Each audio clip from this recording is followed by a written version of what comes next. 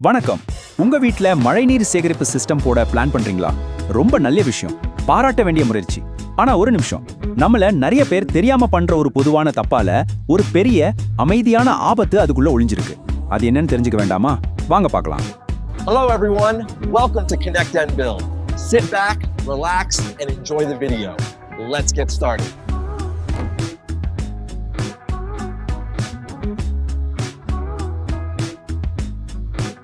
Like, share, and subscribe to Connect and Build. I have already done. Did you guys subscribe?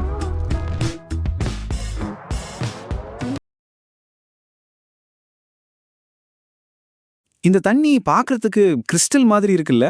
ஆனா நீங்க கொஞ்சம் கொஞ்சமா உங்க குடும்பத்தோட குடி தண்ணீர்ல விஷத்தை கலக்குறீங்கன்னு சொன்னா நம்புவீங்களா? இல்ல, இது உங்களை பயமுறுத்துறதுக்காக சொல்லல, இதுதான் நிஜம். ஒரு நல்ல விஷயமா நினைச்சு நீங்க பண்ற ஒரு சின்ன தப்பு உங்க கிணத்த, உங்க குடும்பத்தோட ஆரோக்கியத்தை நிரந்தரமா பாதிச்சிடும். சோ பிரச்சனை எங்க ஆரம்பிக்குது? நம்ம தண்ணியை சேமிக்கணும்னு அவசரத்துல இயற்கையோட பெஸ்ட் ஃபில்டர், அதாவது நம்ம மண், அதையே பைபாஸ் பண்ணிடுறோம். பல்லாயிரம் வருஷமா நம்ம தண்ணியை சுத்தப்படுத்திட்டு இருந்த அந்த மண்ணை நம்ம கண்டுக்காம விடும்போது தான் நம்மளோட இந்த நல்ல எண்ணமே ஒரு பெரிய விபரீதத்துல முடியுது. கொஞ்சம் யோசிச்சு சொல்லுங்க. உங்க வீட்டு மொட்டை மாடியிலேருந்து வர்ற மிளத்தண்ணி பைப்பு நேரா உங்க கிணத்துக்குள்ள போகுதா?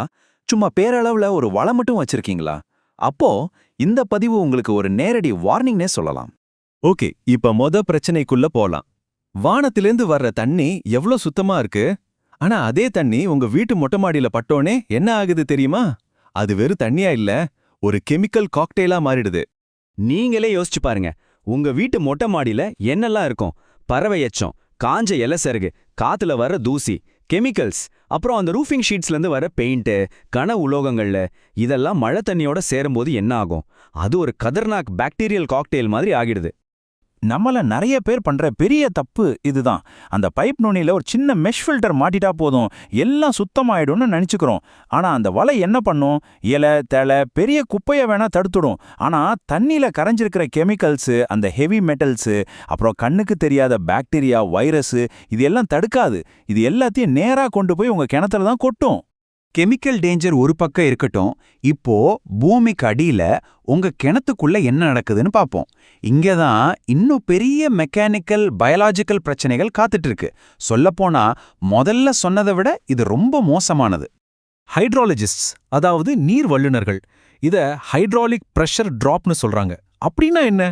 சிம்பிளா சொல்லணும்னா, பயங்கரமா மழை பெய்யும் போது உங்க சிஸ்டம்ல இருக்கிற ஒரு செக் வால்வ் ஃபெயிலியர் ஆயிடுச்சுன்னா, மொட்டை மாடியிலிருந்து வர்ற அந்த அழுக்கு தண்ணி ஒரு சைஃபன் மாதிரி ரிவர்ஸ்ல வந்து உங்க கிணத்துல இருக்கிற நல்ல தண்ணியை உள்ள தள்ளிரும். ஒரே நிமிஷத்துல வருஷக்கணக்கா நீங்க பாதுகாத்த கிணறு நாசமாயிடும். இப்ப கொஞ்சம் கற்பனை பண்ணி பாருங்க.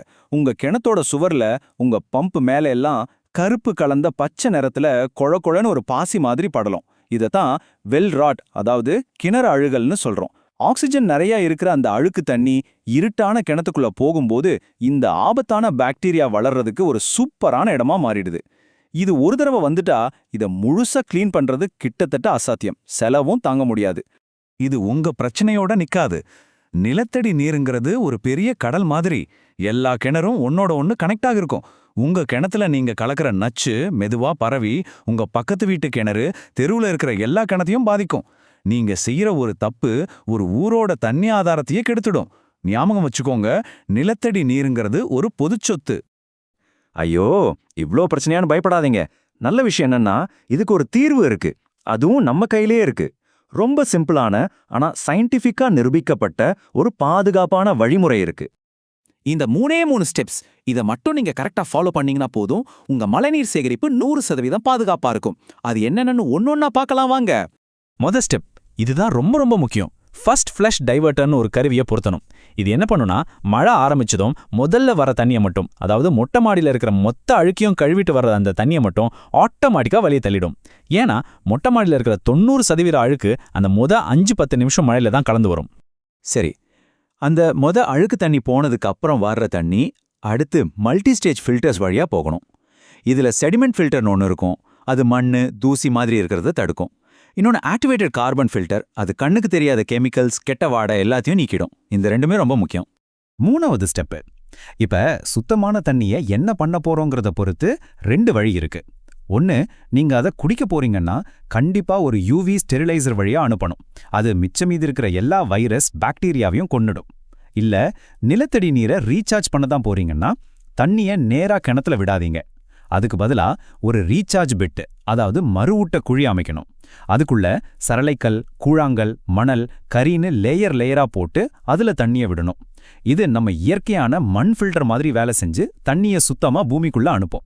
நாம ஞாபகம் வச்சுக்க வேண்டிய முக்கியமான விஷயம் இதுதான். நம்ம நோக்கம் சுற்றுச்சூழலை காப்பாத்துறது தான். ஆனா அதோட முதல் படியே நம்மளோட நீர் ஆதாரத்தையும் நம்ம சமூகத்தோட நீர் ஆதாரத்தையும் பாதுகாக்கிறது தான். பாதுகாப்புல சமரசம் செஞ்சுக்கவே முடியாது. இப்ப நீங்க செய்ய வேண்டிய உடனடி வேலை என்ன தெரியுமா? இந்த வீடியோவை பார்த்து முடிச்சதும் உடனே வெளில போய் உங்க மழை தண்ணி பைப் எங்க போகுதுன்னு செக் பண்ணுங்க.